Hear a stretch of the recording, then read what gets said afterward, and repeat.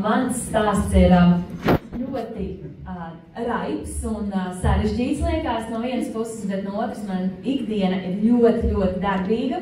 Un bez tās ikdienas es esmu saskārusies ar to savā 35 gadu vecumā, ka es vairs nevarēju iet uz priekšu.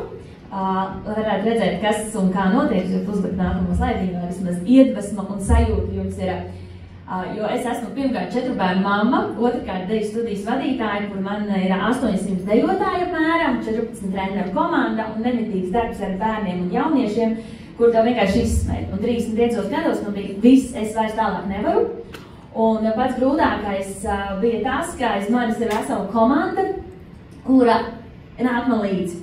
Un tad pēc Covid laika vienreiz slimojam, otrais slimojam, viens skolotājs jāizvieto, nākamais skolotājs jāizvieto, un tu saproti, ka tu esi jau tukša, bet ja tev vesela komanda aiz tevis ir tukši, tad kaut kas ir jādara. Bet man kā vadītāji ir, ko darīt, kā tālāk iet, kā iedvesmot. Un tad es sāku pati lietot visus produktus un sapratu, ka tas man tā kā deva jaunu elpu, visu kustības varēja pārnest nākamajā līmenī, arī to, cik cilvēks ir elastīgs, cik viņš daudz var izdarīt, ja viņam ir tieši organisms, tas pats, cik daudz kustību, plašumu, amplitūdu, izstiepumu var uztaisīt uz pilnīgi jaunām saitēm. Un tādā veidā es arī teicu, skolotāji, beidziet slimot, es vairs nevaru jūs aizvietot, un es visus skolotājus tā tīrīšu, teicu, tīrieties.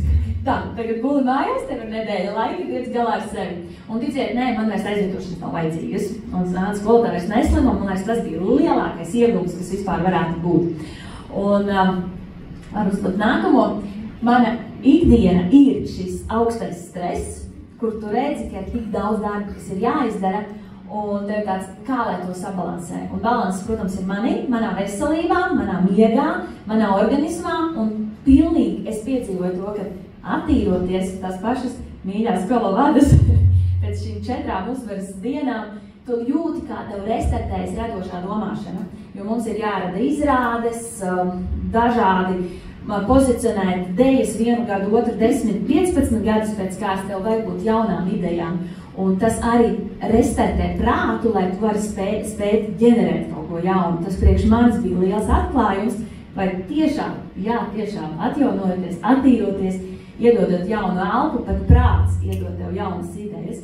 Un tālāk jūs varat redzēt, šeit ir lielisks mūsu priekšnesumi, kurus mēs veidojam, strādājam līdz niansēm. Bet bieži vien, uzkāpjot ejot līdz koncertam, ir vecāki, kas saka, mans bērns ir slims, nebūšu, saslimas, stress. Un šī ir lieliska platforma man, esot paralēli deju pedagogam, runāt par veselību. Kā bērns raksta 3. reizi, mans bērns ir slims, perfekti. Nu, varbūt varam tā ieteikt to un sāst runāt. Un nākot uz šeit, man bija tā, ko es jums gribu pateikt?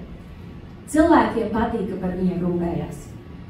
Rūpējieties, un lietas notiks pašas no sevis. Cilvēki nāks, runās, dodiet savu rūpi, sirdi, attieksmi, un tas atnāk atpakaļ.